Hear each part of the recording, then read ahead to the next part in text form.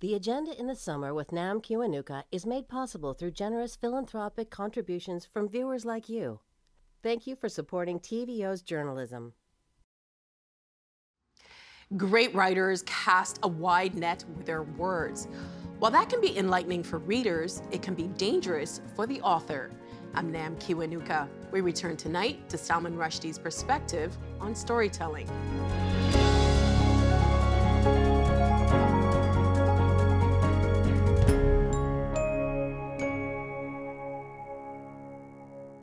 Since his first novel in 1975, Salman Rushdie's many books have been translated into more than 40 languages. His second novel, Midnight's Children, was awarded the Booker Prize in 1981.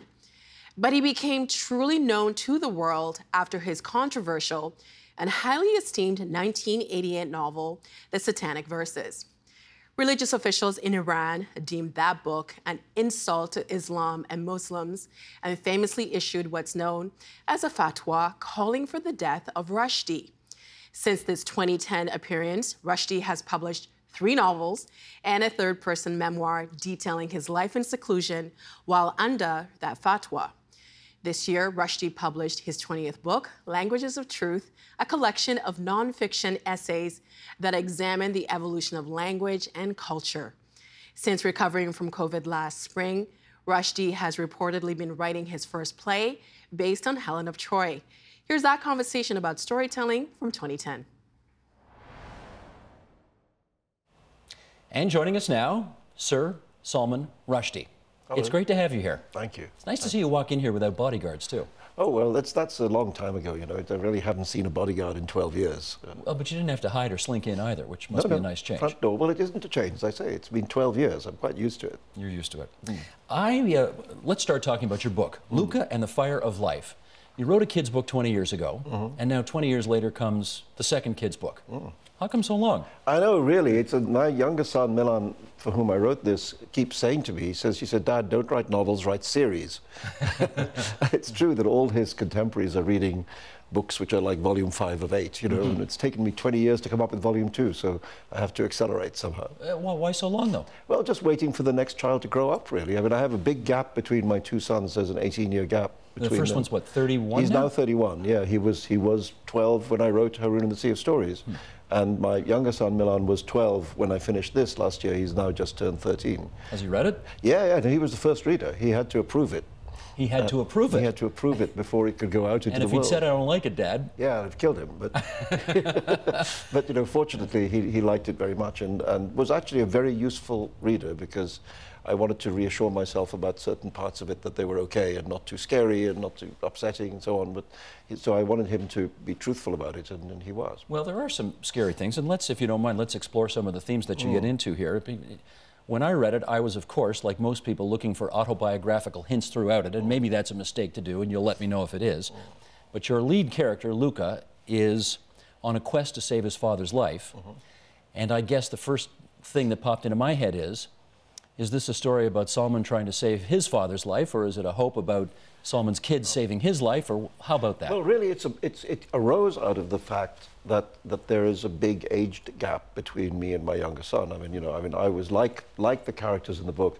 I was already turning 50 when Milan, my younger son, was born. You know, and I think if you have a child later in life, then the subject of mortality is always there. You know, I remember when he was born, I thought, you know, when this kid is 20, I'll already be 70, and you begin to hope that you're going to be around, you know, to bring your son up. And so I just thought that was the engine, if you like, to use Philip Pullman's phrase, the dark material, you know, underneath the book, and then out of that grows a sort of father-son love story, you know, about the child trying to prevent that from happening, and seeking out the magic thing that will keep his father with him. So in the back of your head somewhere, it sounds like you do hope this child is somehow at some point going to save your life is too strong, but maintain some kind of life for you. Well, I think children do keep you young, you know, and I think that's just a truth, I think, that many parents would recognize, and particularly if you have them later in life, it's like having a second chance at being youthful. You're 63 now? 63, yeah. So do you think about what you're not going to be around for him? Well, my plan is to live forever, really. That sounds like that Woody Allen line. Do you remember when he said, I want to achieve immortality not by writing good stuff, but by living forever? Yes, exactly. Well, I think that's right. That's my strategy, and so far so good. How's it going so far? Yes, There's one line in the book where Luka says to his imposter father, I don't want to give too much away, but obviously there's an imposter father at some point, "You're in love with death." Mm-hmm. And again, I'm looking for subtext in all of that. Yeah. What's the subtext in all of that? Well, I mean, that figure in the book is a kind of angel of death, who's arrived to claim the life of Luka's father, and upsettingly looks exactly like him, and is literally filling up with his father's ebbing life. So he's a confusing figure for Luka, because on the one hand, because he looks and talks and moves like his dad, it's easy to be seduced into thinking that that's actually somebody to be affectionate towards, like his father. But he's a doppelganger. But of course he has a malign purpose, So, and as the book proceeds, Luka becomes clearer about not mistaking this person for his father and realizing that this is actually the enemy. But who's in love with death out there that you're taking a shot at? No, it's just death itself. The subject of this book is life and death. After all, what Luka is looking for is the fire of life, and the fire of life is not just staying alive. I think it's also all the things that make us human. It's passion and creativity, and it's the thing that keeps human life ablaze, if you like. Now, this may be a bit of a confession, because I read the daily papers too much, but when I read that line, "You're in love with death," I started to think about suicide bombers and nihilistic Islamists and this type of thing. I think that's a reach, really. That's a reach, I think the first book, Haroun and the Sea of Stories, which I wrote 20 years ago, which I wrote in the middle of all that trouble, that book does take on, it's a fable, but it does take on the subject of the kind of attack that was launched against the Satanic Verses against me, and was a way, if you like, of talking about that material to my then young son. So this one, I think the engine, as I say, is somewhat different. It's to do with the existential question of life and death inside a family where there's a big age gap between the parents and children. Okay, you're going to forgive me for pursuing this line a little bit, because, all right, I'll indulge in my own, whatever the word is here. The question of who gets to tell the story. Yeah. You have said that's very important, and of course there's that famous Winston Churchill line where he says, "I'm sure history's going to be good to me because I intend to write it." Yeah. Who right now in the Muslim world is writing the best and most accurate stuff about that world today? I'm not sure. I think if you look around that world, there are a very large number of very distinguished writers at work. There's a Lebanese writer, Hanan al-Sheikh, I think is maybe one of the most formidable women novelists working now, and of course the subject of women in that world is extremely important, and that's very much her subject. I don't know. There's Nawal al-Sadawi, talking about another woman writer. I mean, there's a whole range of brilliant artists, and I think one of the sad things about the more conservative parts of the Muslim world is how many of those artists are forced into exile because of the impossibility of telling the truth, speaking openly and freely in their own countries. I'm going to come back to that a little bit later, but I want to pursue something else with you right now. On that part of the banquet a few weeks ago, we had a Canadian author named Jan Martel, who's, I guess you must know him. You've both I've never met him, actually, but I know who he is. Both won the Booker, so yeah. He sends our Prime Minister a novel every 2 weeks. He's been doing that for a while, because he thinks it's important that the Prime Minister read more than just briefing books, and that obviously reading a great novel can give can give you insights into decision making and your soul and all of that kind of thing. What is the level of appreciation for literature and storytelling in the Muslim world right now, in your view? I don't know. I mean, I think it's in theory it's there, but in practice there's more of an intention to repress, than to understand.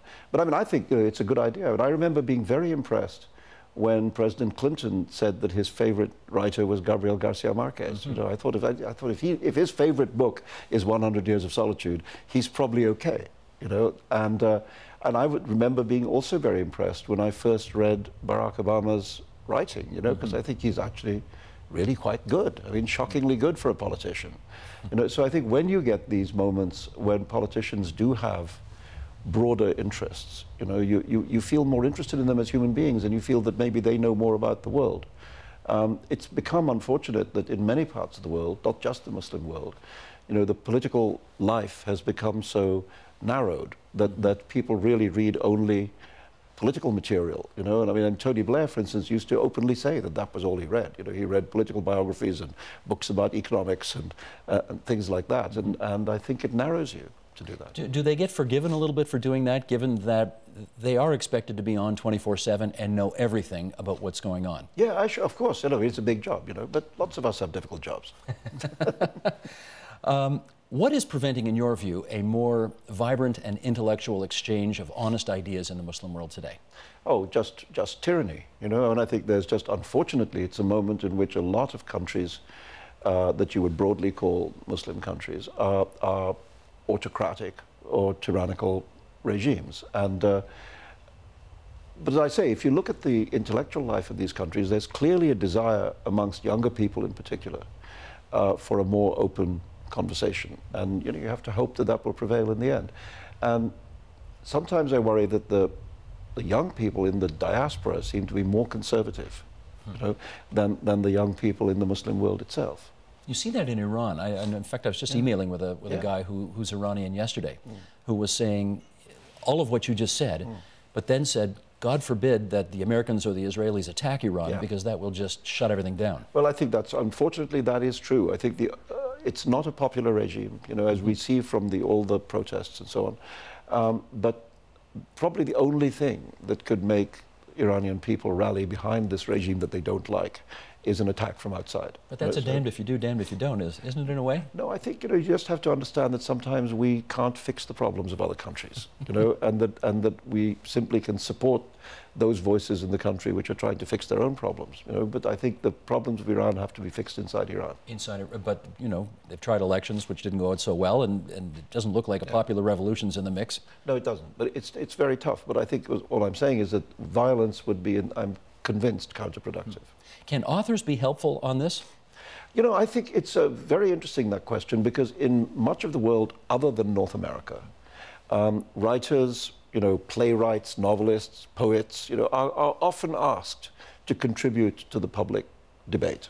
You know, and if there's a general election in England, Ian McEwan, Martin Amis, writers like that will be asked to write articles about what's going on and go interview politicians and things like that. Here, it seems, here and in the United States, it seems as if there's a narrowing of the range of political discourse. You know, let's say there's a professionalization of the commentariat, you know, so that there are people whose job it is to be commentators and nobody else gets to comment. And I think that's, I mean, many of those are very good. I'm not saying they're not able, you know, but it's narrowing. But it's narrowing, and you want to hear a broader range of voices. You know, and I think there are a lot of voices amongst, just thinking about American writers, who are very qualified to talk about what's going on. If you think about a writer like DeLillo, for example, you know, you have the sense that he foretold a lot of what's going on now. You know, a novel like Mao too saw the rise of religious radicalism, you know, long before it really hit everyone else. And I don't know, Joan Didion, there's a whole range of writers who have been very engaged with public issues. And why wouldn't we want to know what they think? Well, what do you think's going on with that? Why would we? I know exactly what you mean. There is a sense of, who the hell are you to comment on this? You're not a, you know, you're not a newspaper columnist. Yeah. Why do we do that? Well, it's just somehow this decision that to be a commentator is a profession, you know, whereas actually many of us are, you know, think about the society in which we live and have something to say about it. And I think it's just a good thing for a society to broaden the range of voices that are heard. Because why? What would be the value in hearing different voices? Well, because that's what democracy is. Democracy is an argument, you know, and if you narrow the argument, you narrow the democracy, you know. I think you want to hear a turbulent, you know, argumentative society, because that's one of the natures of freedom. You know, it's always tyrannical societies where there's silence. You know, in a free society, there's noise, and you want to hear as much of that noise as possible. Well, you say that, but if you look at societies that we are trying to help become democracies, Iraq, Afghanistan, one of the things that I have read is that the people, they're unaccustomed to that kind of noise. They can't handle that kind of noise. And they Yeah. prefer a return to a less noisy society. Some. Well, I mean, it's easy to say that, but in my experience, if you offer people the choice between freedom and tyranny, there's very few of them who choose tyranny. You know, and yes, I mean, I'm not sure that you can actually create democracy by armed force. You know, and that may be just a mistake, you know, about how to do it. But I think in general, if you talk to people I mean, one of the things I know from being involved with American Pen is that we deal with writers, you know, in trouble in a very wide range of countries. I mean, these days China is pretty near the top of that list. But you talk to people in those countries, they don't want repressive governments. They want freedom. You know, everybody wants it. Everybody wants the same thing. The human animal is not so different. You know, we're the same everywhere. Just a word on Penn. Poets, essayists, novelists, and you're the head. You are or were the head of that? I was the head of it. I still run this. We started, when I was president of Penn, we started this World Literary Festival, where we just wanted to bring the world's voices to New York to debate with American voices. I'm still the head of that. How do you deal with the, for sure, when you put the choice between freedom and tyranny, of course people want freedom. People also want security. Yeah. I'm sure you've certainly read lots of stories from Iraq, for example, where people said, oh, it was better in Saddam's day. We didn't have, you know, bombs blowing up in the marketplace all the time. You do have to speak to the security and safety. I mean, and I don't want to pretend to be an expert on parts of the world. I'm not. But I do think that in general, I mean, I wrote about this, you know, before 9/11 actually. That the battle of this age, I think, is going to be a battle between liberty and security, you know, and of course, the requirements of security often infringe on what we would think of as liberty, you know, and so how you reconcile that is an argument that every society has to have. You know, my instinct would be always to err on the side of liberty. You know, other people have other views. You have argued that Westerners have actually contributed to the distorted image that I guess many people have of Islam. How have we done that? Well, I think both sides have distorted each other's image. You know, and I think if you read what's said about America, you know, in Muslim countries, it's a cartoon, you know, and bears very little relationship to the lived experience of being in the United States. And contrary-wise, you know, we've been each other's others, the West and the East, you know, for a long time. And what happens there is it becomes easy to start demonizing. It becomes easy to put blame where it doesn't belong. To blame a majority for the actions of a minority, etc. You know, and I mean, in part, it's human nature to do that, but it's still to be avoided if possible. How do we get past that? Well, I think by having this kind of conversation, you know, by trying to constantly raise consciousness, you know, trying to get people to think more deeply about what's going on, rather than in tabloid headlines, you know. But if, for example, your work is banned in some places that need it the most, one would argue, again, how do you do it? Well, I know it's difficult, isn't it? Except that we do now have a way of unbanning things called the internet. You know, it's very difficult to prevent a text from reaching an audience nowadays. Although they do try. They do try, but you can't do it because, you know, you cut off one branch and 10 more spring up somewhere else. So, I mean, I do think that one of the things that the internet gives us is a weapon of free speech that's actually very, very hard to shut down. Where do you see that? I mean, it requires a bit of speculation, I guess, here, but, you know, 5 years, 10 years down the road, those branches that are springing out, is the world going to look dramatically different 5, 10 years from now? I don't know, it always does. It always does. I mean, one of the things I remember from the study of history is that the only thing you can be sure of is the thing you think is going to happen is what's not going to happen. You know, history always takes you by surprise. That's, if you like, a cause for optimism, because it would be easy right now to project 5, 10 years in the future and not feel particularly optimistic. You know, but that's not necessarily right. You know, I think people who predict the future, you know, futurology, I've always thought of as the science of being wrong about the future. You know? Because they usually are. Because they usually are. I mean, you know, even in, you could say in December 1988, it would have been impossible to foretell the fall of the Soviet Union. Yes. You know, less than a year later. Less than a year later. So that's what I mean. The world changes. The world turns on a dime now. It goes off in a completely different direction. And we have to hope that a more optimistic direction is the one that shows up. So you are forecasting the end of the authoritarian communist regime in China? Obviously. Yeah, obviously. Okay. You also signed on to that manifesto in support of the Danish newspaper's publication of all of those cartoons. Why'd you do that? Well, look, here's the thing. The thing that those cartoons were accused of was disrespect. you know, etc., or offensiveness, whatever. I asked myself, what would a respectful political cartoon look like? You know, it just wouldn't exist. You know, That's an oxymoron. Yes, the actual form of political cartooning is disrespectful. Its purpose is to poke fun at or deflate the pomposity of public figures. Right. You know, and so if we're going to have political cartooning at all, we just have to accept that disrespect is what it does, and you just have to deal with it. And I think there's two different subjects. One is, would you have published the cartoons? And I think different picture editors of different newspapers would have made different decisions about that. Mm-hmm. You know, I thought that one or two of them were funny and a lot of them were not funny. So if I was editing it, I might have published a couple of them and not published others. But that's if you like, a journalistic question. Mm-hmm. The separate question is, what do you do in response to threats? And I think what you do in response to threats is you say, we will not be scared. At that point, it seemed to me every newspaper in the world should publish the cartoons. You know, because the point is, if you give in to threats, the one thing it guarantees is that there will be more threats. You know, you don't make peace by giving in to violence. What you do is you ensure that there will be more violence in the future. You're obviously a guy who can speak with a great deal of authority on this topic, given your background, but people did die. Yeah. As a result of the fatwa on you with the Satanic Verses. Well, I'm glad you put it that way, because the point is, novels don't kill people, you know, mm-hmm. Tyrants kill people. Yes. And what happened was a response of extraordinary violence to a perfectly legitimate work of literature.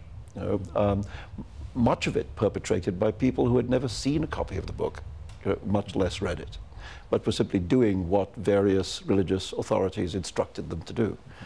And those authorities, of course, had their own agendas, which were not, if you like, literary critical. You know, they were much more brutal than that. Mm. They wanted to make an example which would scare other people, etc. You know, so it was an important battle to fight, I think, and I'm very well aware of the fact that the way in which we won that battle was not primarily by political support. It was through the resistance of ordinary people. You know, it was the resistance of people working on the front line in bookstores and people working in publishing companies and translators and so on, and really just ordinary readers deciding not to be told what they could read and could not read. You know, so I think it was a large collective defense of free speech. But I'm interested that you say you won that battle. Yeah. By what definition do you think you won? Well, the book is available in 45 languages, mm-hmm. and the author is still available. The author is still available. Yeah. But people died. Yes, people died. And people were injured. And were, including my Norwegian publisher, was shot in the back 3 times. But to show you what I mean, I thought he came very close to death, and had he not been a former Olympic athlete, he might well not have survived, but as it was, he was a very fit man, you know. And when he recovered and I was able to speak to him, the first thing he said to me, because I was sort of apologetic, you know, because it seemed clear that he was a soft target, which was easier to hit than I was at the time. And he said, look, you don't have to apologize. I'm a grown-up person. I know exactly what I was doing. And what's more, I've just ordered a reprint. You know, that's a brave man. But I think what I mean is that people felt that the principle here was important to defend. Let's talk about what you're working on now.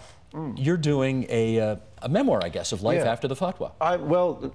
During as well. During as well? Yeah. Okay. No, well, what I'm immediately doing is working on a film of Midnight's Children, which I've done a screenplay for, which Deepa Mehta, right here, is in the process of setting up to direct.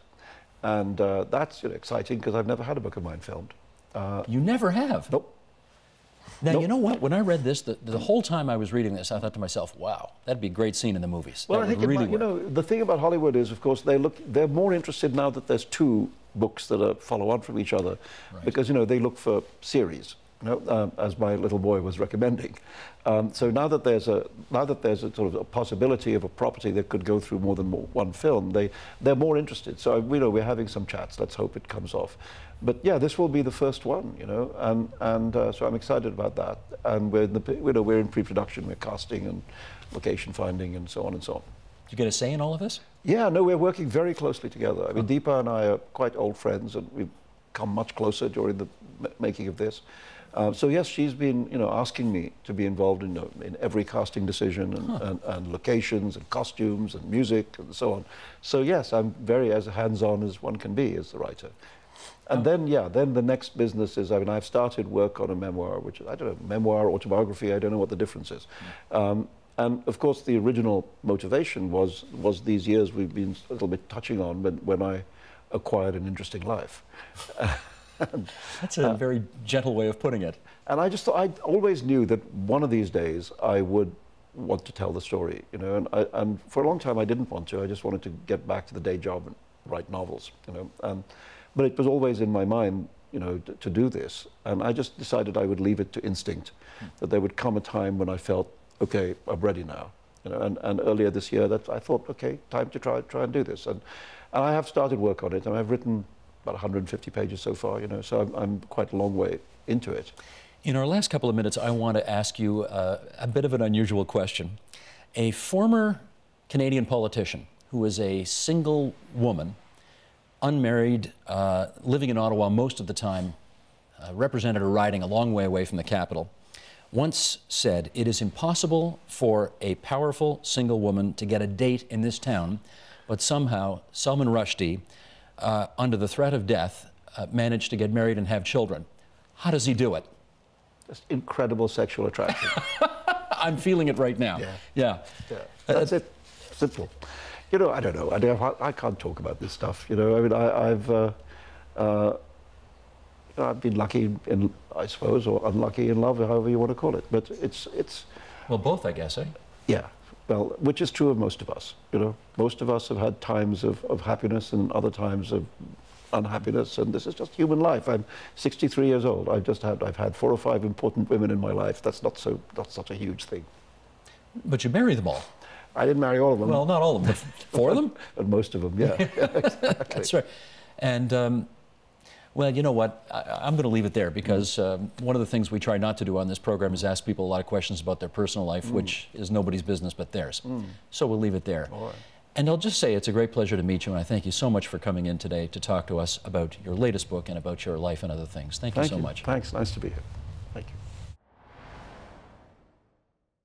And that's it for tonight's Agenda in the Summer. I'm Nam Kiwanuka.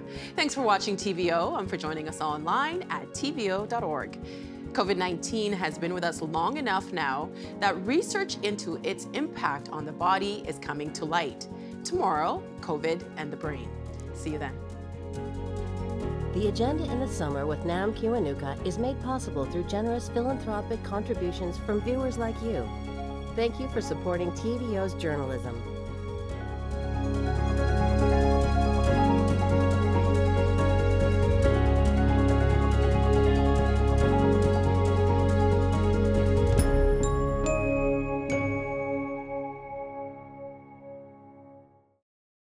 The Agenda in the Summer with Nam Kiwanuka is made possible through generous philanthropic contributions from viewers like you. Thank you for supporting TVO's journalism.